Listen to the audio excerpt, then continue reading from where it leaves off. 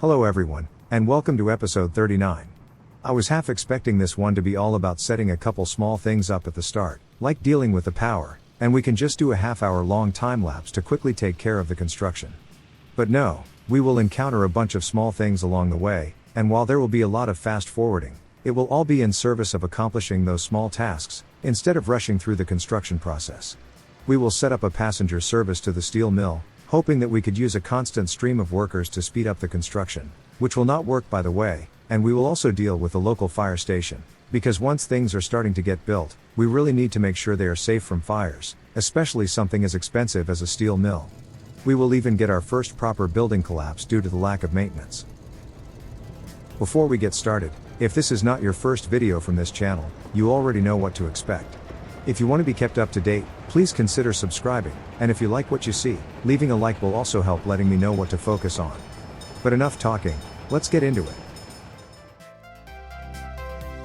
What I wanted to do at the start was to set up a passenger service going to the steel mill. I was hoping that maybe we can use a constant stream of workers going to the area to speed up the overall construction, and not rely on those buses we bought in the last episode. Sadly, it seems construction sites don't count as a viable destination for workers who use regular transit. Although I do have a suspicion as to why. I suspect it's because we have the regular walk-in number set to 0 by default. We will obviously not finish everything today, so we will have plenty of opportunity to test this hypothesis in the next video. Anyways, to speed up the relevant constructions, I just set the tracks leading to the station to be high priority, as well as the driveway and the station itself.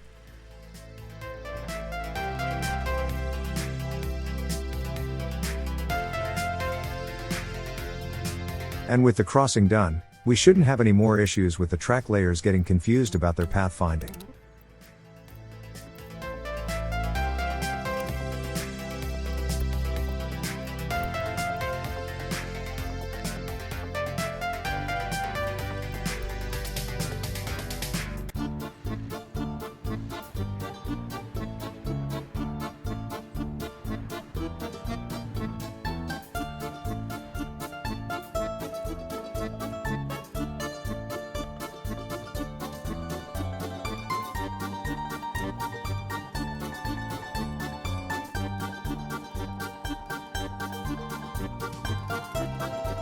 I already knew that we will need to move these power substations at the mines. They are way too boxed in by other things, and helicopters wouldn't be able to reach them in their old placement. Having them more in the open will ensure that choppers are able to land next to them.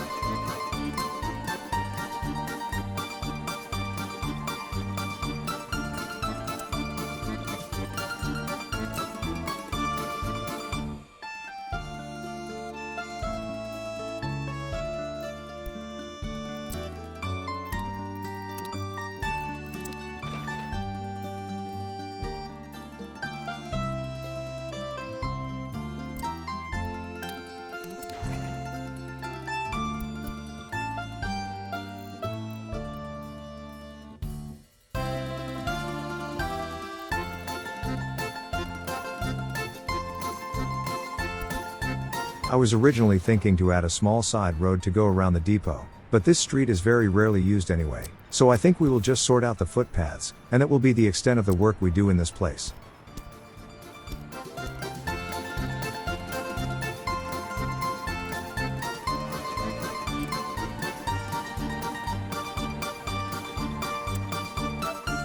You might have noticed earlier that I gave each groupings of buildings their own area name tag. This means we can get rid of most of the old placeholder names. Except the steel one. That is still held in place by all the nearby constructions, so we need to wait for those to be done before it becomes removable. This is where I decided to start doing the groundwork for the helicopter construction offices. That big empty plot of land next to the cement delivery station seemed like the most logical place to do it. But it was nowhere near big enough, and there was a lot of exposed bedrock present there, so the only real option we had to flatten the ground was to use the yellow ghost image method to do it. Sadly, With all the construction going on, the local excavators will be tied up for a while, so it will take a couple attempts at this to get it done.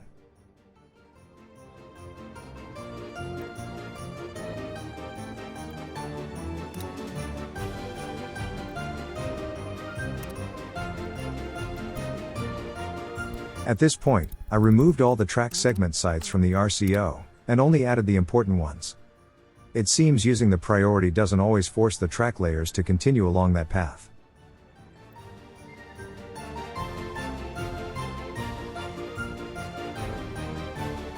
Well, once all the segments are accessible, from that point on the priorities do take effect, they are only disregarded when the tracks split, and the twins need to decide which branch they want to continue on, and they don't always choose the one with the higher priority.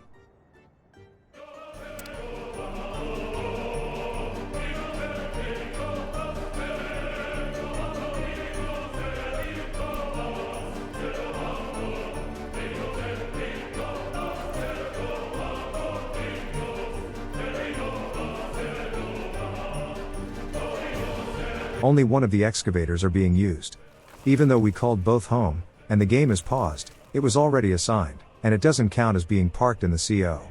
Later on, I will of course turn off the auto search option for these guys, but for now, I just let them do what they please, and revisit the project in a bit. Now, technically the way between the town and the local station is clear, but it's not electrified. We need that part to be done before we can set up the train service. Also, with buildings being completed left and right, I got a bit worried about fire safety. So I quickly went to one of the already operational stations, checked what is the range of their coverage, used the measuring tool, and used that measurement to ensure that we can cover the whole steel production with a single station. The range is 3,000 meters by the way.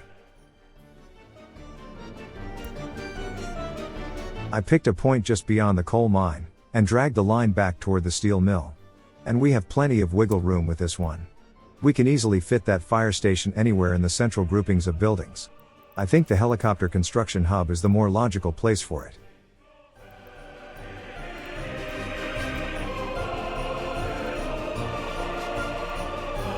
Just here should be fine.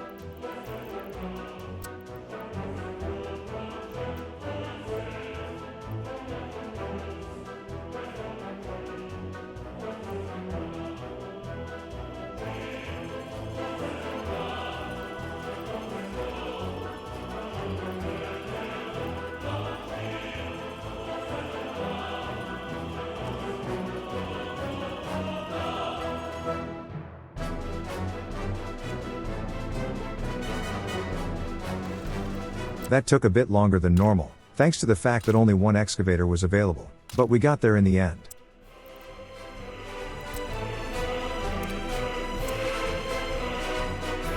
Anyways, with my worries put to rest for now, we can focus on the tracks.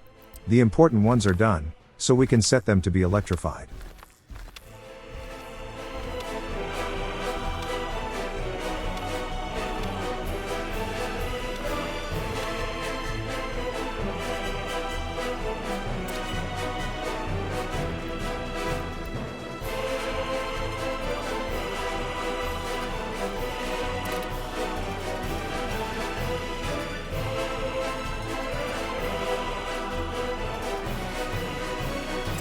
Oh, right. We deleted this construction crossing. We will need to babysit the track layer twins until they reach the other side of the river. Good thing the bridges are already powered, so it should be a quick job to deal with it.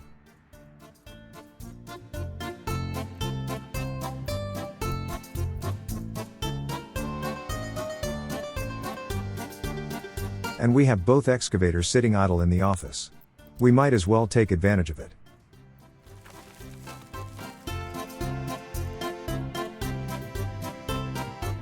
In case you didn't know, using these yellow ghost images for leveling the terrain is a bit of an exploit.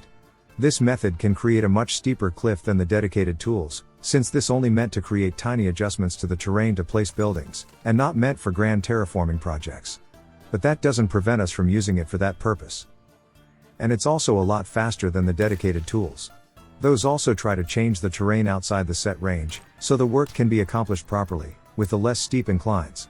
This results in a lot more overall amount of work needed, but the yellow ghost image method only changes the terrain in a small area, since it can create a steep cliff if necessary. Anyways, we have the helicopter offices in place, and now we just need the extra landing pads for them. Normally, they have room for 2 choppers, but I prefer to have 4, even though this does sacrifice 2 vehicle parking spots. I like to have 3 heavy-duty cargo helicopters, and 1 for moving workers. That 4th one can still move materials around, just in smaller quantities. But in my experience, having only 2 is simply not enough per office. Anyways, the excavators were called away again, so we will get back to them a little further into the episode. And it seems I once again made the mistake of upgrading the construction crossing. At this point, I might as well build them with concrete sleepers instead of wooden ones. At least that way we only need to add catenaries whenever I make this error.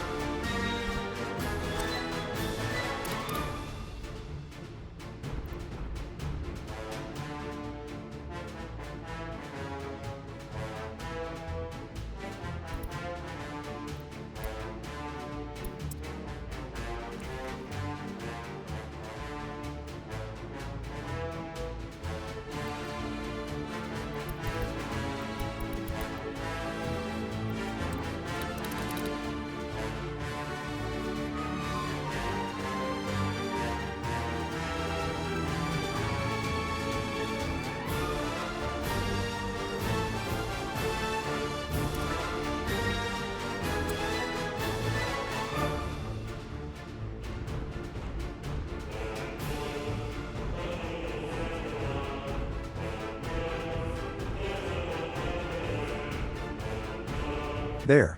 Now they are free to move about as they please.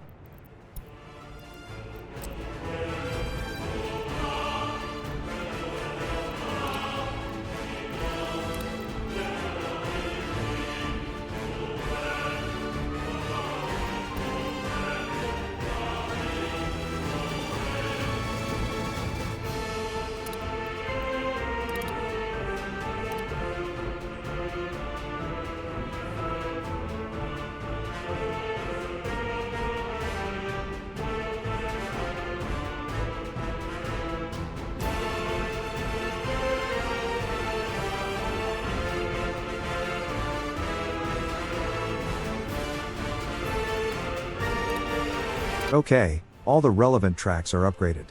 There's still one side on the station, but we will only start with 1 train anyway, so it doesn't matter all that much.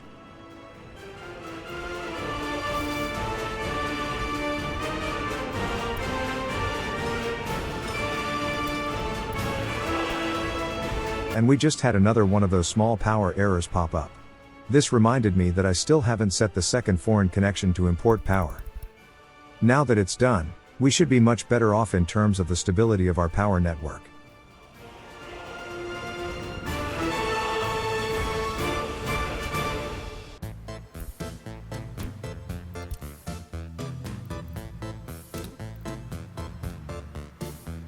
I wanted to be very specific about what path the trains can take on this route. To cut down on the travel time from the town to the steel mill, I wanted them to go the shortest possible direction, and go the long way around when coming back. And since we will have a lot of trains running on this line, we will also add an end station. My preferred place for it is the junction right where the main line branches off into the town. There is room for one there, and it's right along the return path for the trains. The only downside is that it's a busy intersection, so it might get in the way of mainline traffic sometime. Anyways, we rarely take a ride on trains these days. So let's sit back for a little bit, and just enjoy the scenery.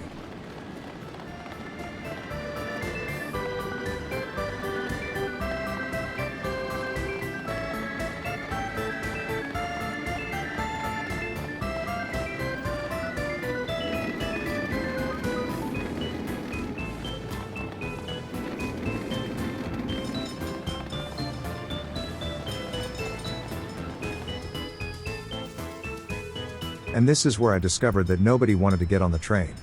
I did mention this at the beginning. Workers are the same as passengers, they only get on the train if there is a way for them to find what they are looking for at one of the stops. And since there are no free workplaces anywhere, they remain at the station. I did mess around with it to try to make it work, but I only remembered about the restrictions we put on constructions when I was recording the outro clips. Basically, we set the walk-in worker numbers for constructions to 0 to prevent them from gobbling up the local workforce when doing in-town building. In the next episode, I will set the buildings to accept these kinds of workers again around the steel mill, and hopefully that will encourage them to travel there.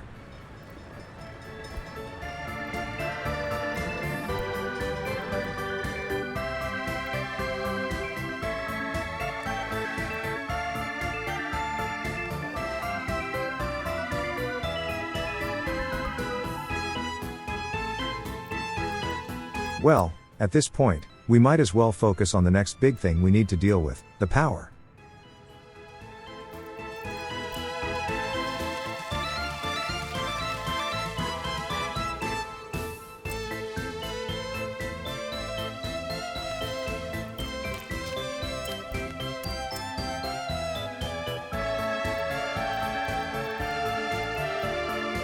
I still would like to have a coal power plant in the area one day, so I built a big power switch, with plenty of connection points to use in the future.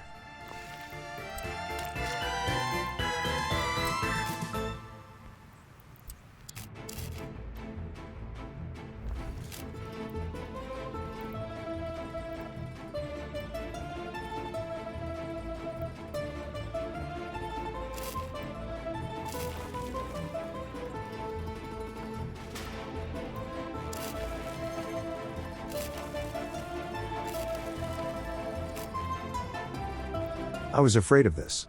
The river is too wide to accept a power cable going over it.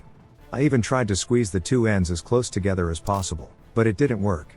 The only way forward will be a small artificial island, which we will build up in a little bit.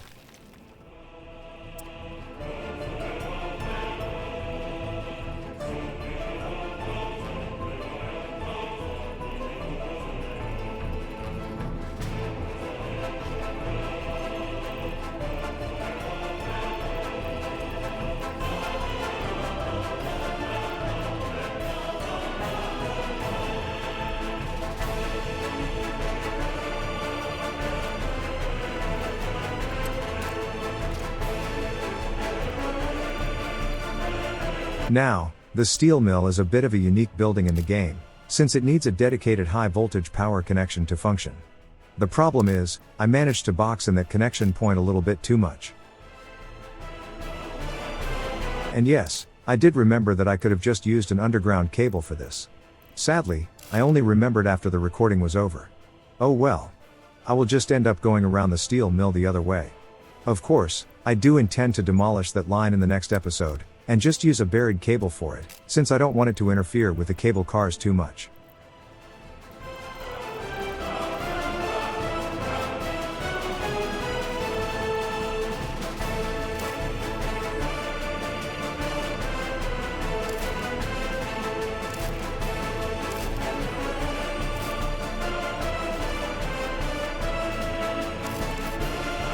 Yeah. This works, but it's way too ugly and convoluted. It will need to be replaced in the next episode for sure. Anyways, I finally gave up on waiting for the excavators, and just stopped their office from looking for work automatically. They are here for terraforming, so that's what we will allow them to do.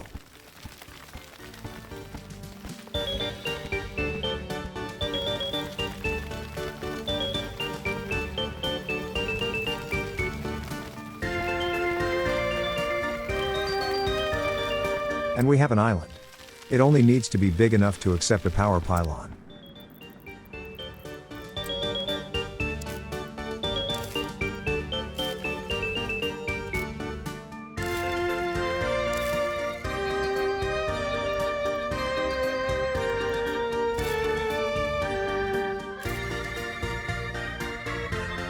It seems we have a bit of a traffic pileup at the construction offices. Nothing a couple road signs can't fix. And that's that.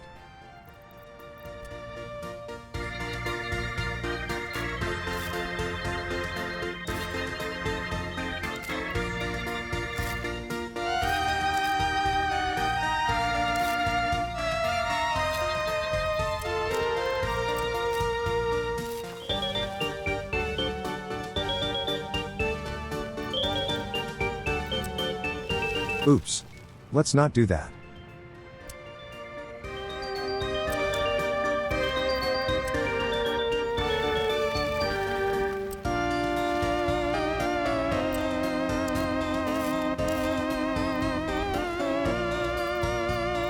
Only do small alterations around the edges, and it should be okay. I think I'm okay with this. Good thing these pylons don't need maintenance, otherwise we would be in trouble with that one.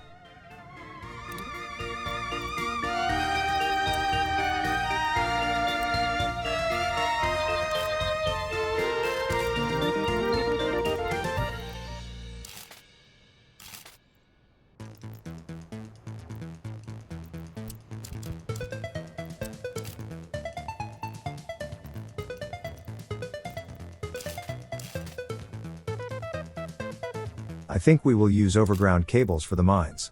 These connections go over a lot of hilly terrain, and they are pretty far away, so using power poles will be a lot cheaper and faster.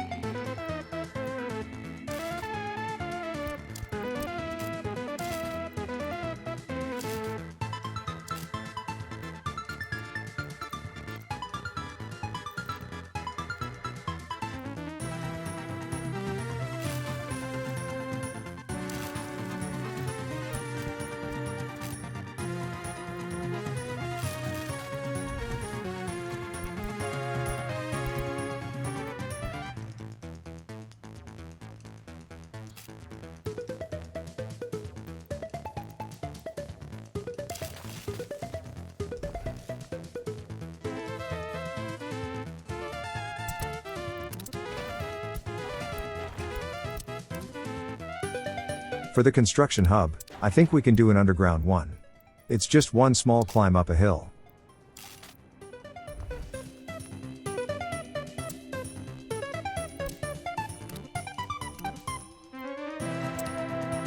Now that the excavators are in detention, we can use them to quickly deal with the rest of the helicopter landing pads.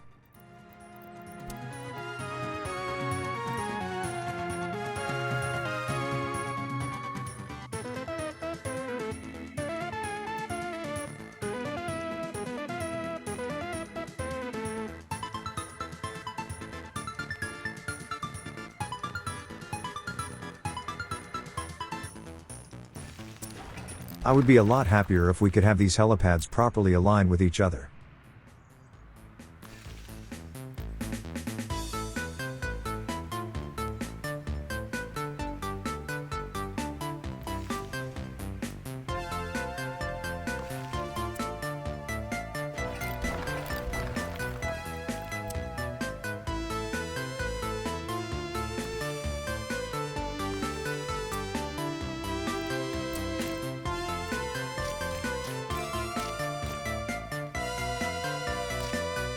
And that about does it.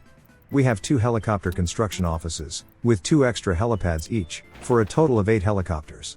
Should be plenty enough to deal with the construction and maintenance of the cable car towers in the area. Now my main concern was the power going up to the construction hub, and the completion of the fire station. I really wanted the local area to be safe from fires. And this particular building still doesn't want to maintain a happiness above 50%. Let's see if we can help out with it. We already have a museum nearby, as well as a carousel type attraction, as well as the art gallery. Maybe a lookout tower will do the trick. The happiness is teetering on the edge of 50%, with the occasional dip. I'm hoping that this one more attraction type is what we need to make these people forget about their need for alcohol.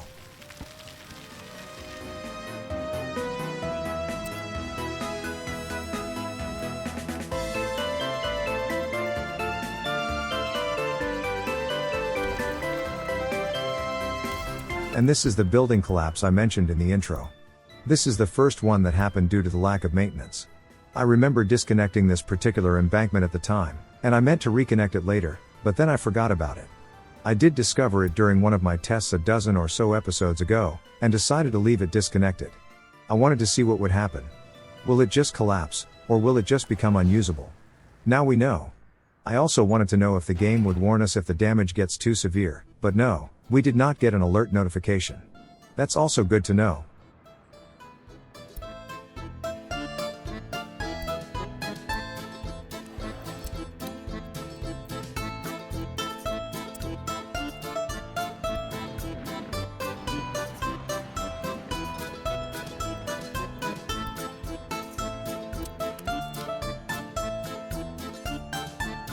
I suppose there is no point not cleaning up this mess.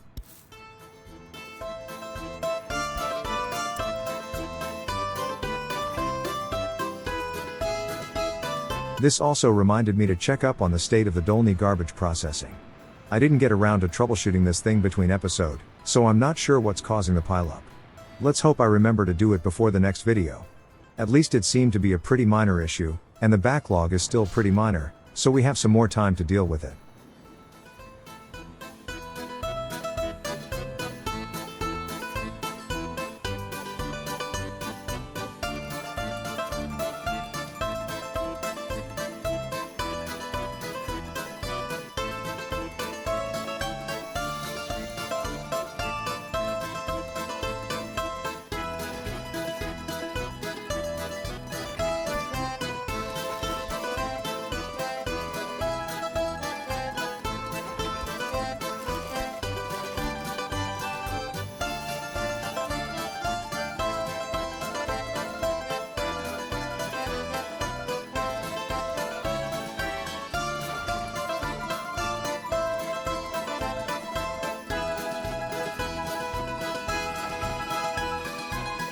The steel mill itself is also alarmingly close to completion.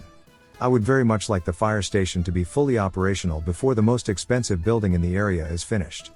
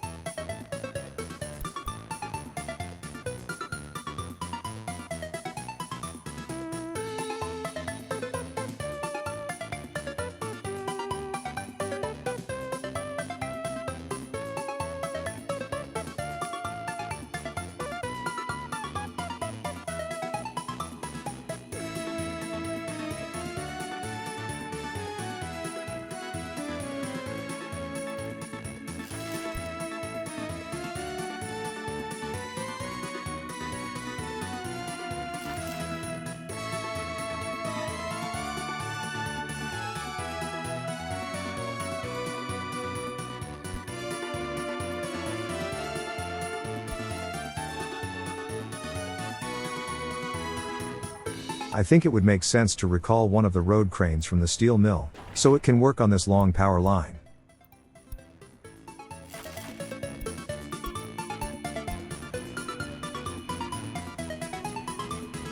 Now that's what I call a speedy construction.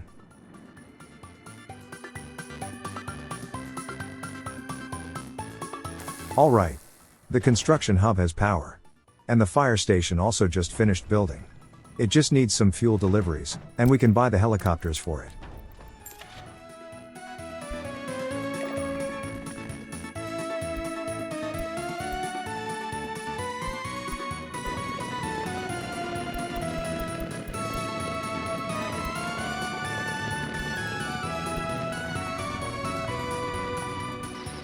And the local area is now safe from fires. I'm glad we managed to finish this before anything expensive caught fire.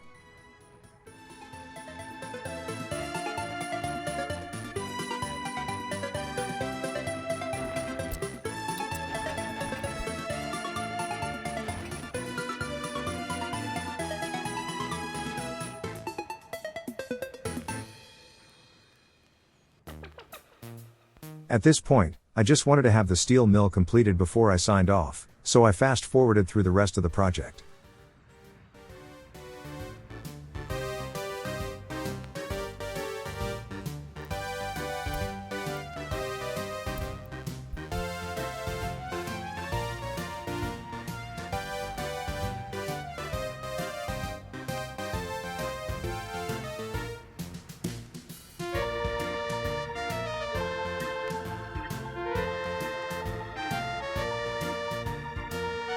And it's done.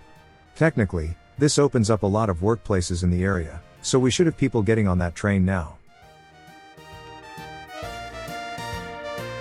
Of course, I just had to take a screenshot of the finished building.